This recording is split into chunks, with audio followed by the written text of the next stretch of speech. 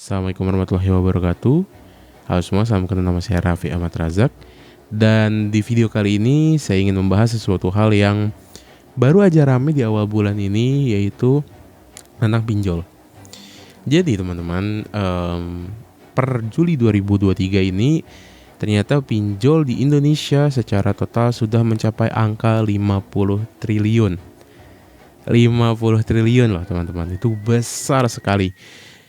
Dan ini nomor 1 nomor 2-nya secara provinsi itu ada di Pulau Jawa, yaitu di Jawa Barat dan DKI Jakarta.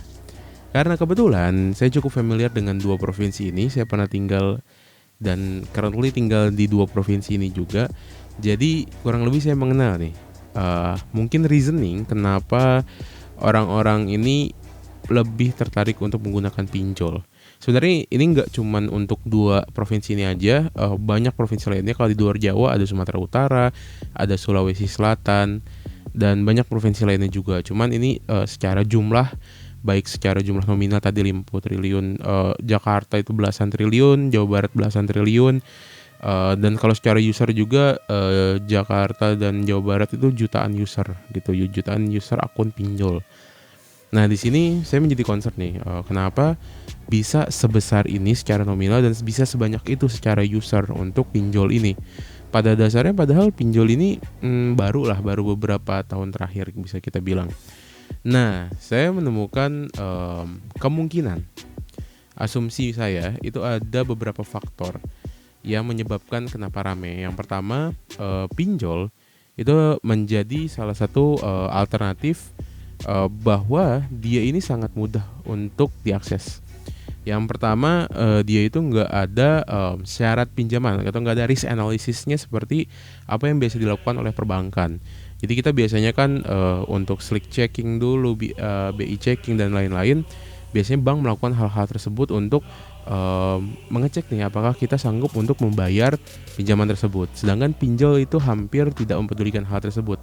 Asal kita punya KTP, kita ada nomor telepon, udah deh, nominal kita tuh antar dikasih tahu limitnya sama mereka dan kita bisa pinjam secara online. Itu satu, akses kemudahannya, makanya banyak banget.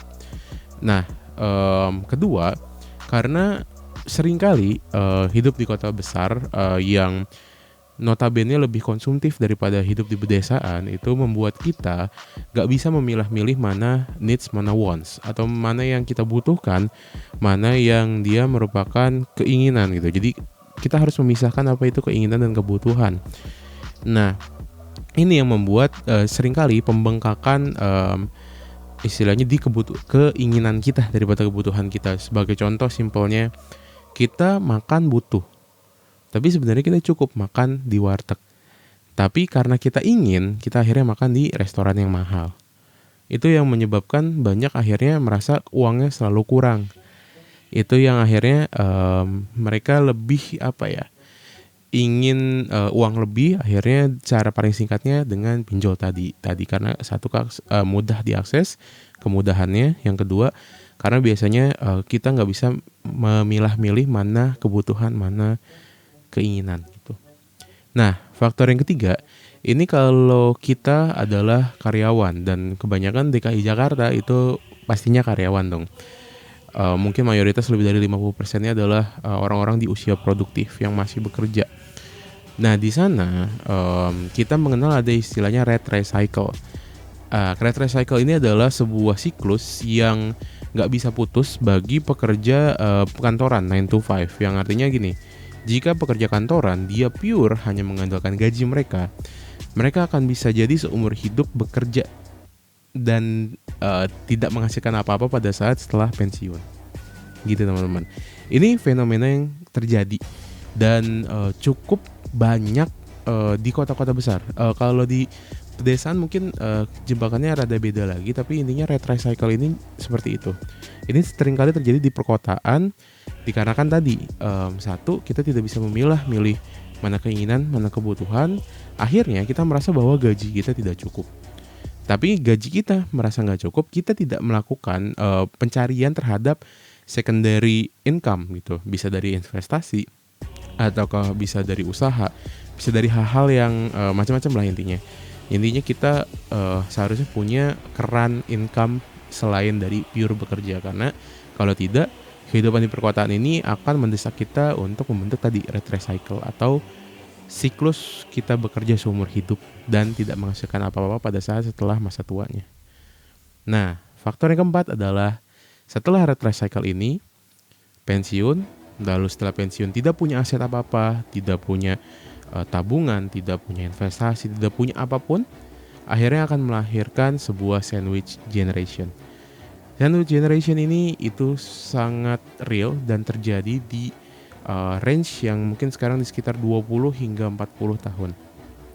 Sandwich generation ini adalah umur-umur di mana orang tua kita bergantung sama kita secara finansial dan anak kita bergantung sama kita secara finansial. Jadi dijepit dari atas dan dari bawah. Nah, kenapa hal ini bisa terjadi? Ini pure bukan salah kita doang atau salah anak kita atau salah orang tua kita. Ini adalah kesalahan bersama yang akhirnya dosanya ditanggung bersama, teman-teman. Dalam arti kata di sini bukan dosa dalam arti kata dosa secara agama ya, tapi secara finansial tuh jadi beban ke semuanya gitu. Yang pertama tadi dari orang tua yang mungkin tidak memikirkan, tidak pernah merencanakan masa tuanya.